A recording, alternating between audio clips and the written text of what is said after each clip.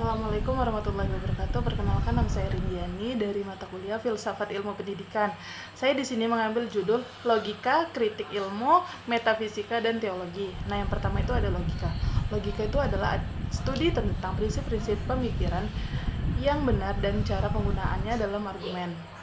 Ini itu melibatkan analisis dan penilaian atas hubungan antara premis dan kesimpulan dalam sebuah argumen untuk membentuk kebenaran atau ketidaktepatan dalam suatu pernyataan.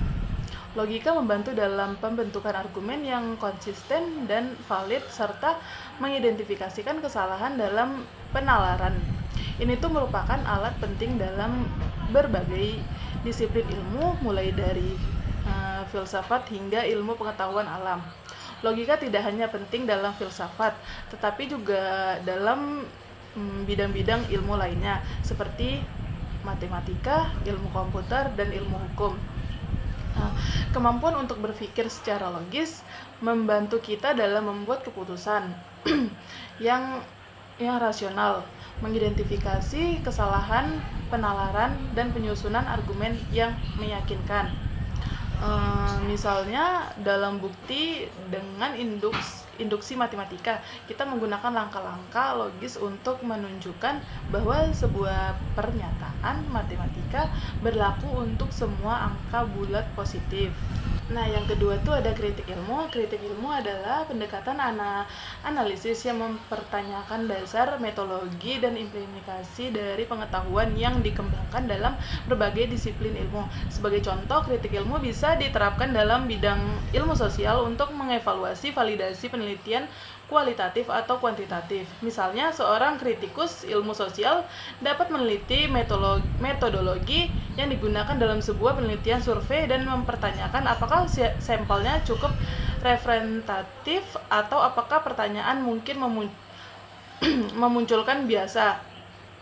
Dengan demikian, kritik ilmu membantu memastikan bahwa pengetahuan yang dihasilkan dalam ilmu sosial seperti dalam ilmu lainnya didasarkan pada proses yang metodologis dan teoris yang kuat. Kritik ilmu juga dapat diterapkan dalam budaya populer seperti film atau literatur, di mana penelitian mengkritik representasi sosial atau politik dalam karya-karya tersebut dan mempertanyakan bagaimana hal ini menegurai pandangan masyarakat. Dengan demikian, kritik ilmu merupakan alat yang kuat untuk memahami, mengevaluasi, dan memperbaiki pengetahuan dalam berbagai konteks. Yang ketiga ada metafisika. Metafisika adalah cabang filsafat yang mempertanyakan realitas, eksistensi, dan sifat dasar dari dunia. Ini tuh melibatkan pertanyaan-pertanyaan tentang hakikat, eksistensi, hubungan antara materi dan non-materi, serta hakikat realitas yang mungkin melebihi pengamatan empiris kita. Contoh dari pertanyaan metafisika termasuk pertanyaan tentang keberadaan Tuhan, sifat waktu dan ruang, dan esensi dari identitas diri. Misalnya dalam pertanyaan tentang keberadaan Tuhan, para metafisikawan mempertanyakan apakah Tuhan itu ada, sifat-sifat apa yang dimiliki Tuhan, apakah Tuhan mempengaruhi dunia secara langsung atau tidak. Dalam pertanyaan tentang esensi identitas diri, metafisikawan mungkin meneliti apakah identitas individu kita terletak pada tubuh fisika kita, kesadaran kita, atau entitas abstrak lainnya. Nah, yang terakhir itu adalah teologi.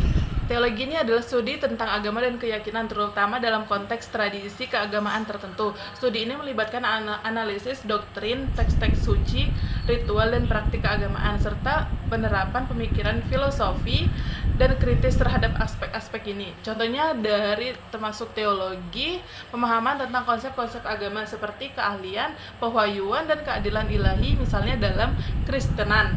Teologi Kristen mempertanyakan hubungan antara Bapa, Anak, dan Roh Kudus dalam konsep Tritunggal, serta bagaimana pewahyuan Tuhan ditemukan dan diinterpresentasikan dalam kitab suci. Dalam Islam dan teologi Islam mempertimbangkan konsep-konsep seperti takdir, keadilan Allah, dan keadilan setelah kematian, serta cara-cara di mana prinsip-prinsip agama tersebut mempengaruhi tata cara hidup umat Islam.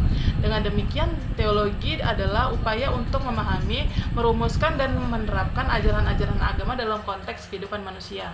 Terima kasih, hanya itu yang dapat saya jelaskan. Kurang lebihnya saya mohon maaf. Wabillahi taufiq wal hidayah. Wassalamualaikum warahmatullahi wabarakatuh.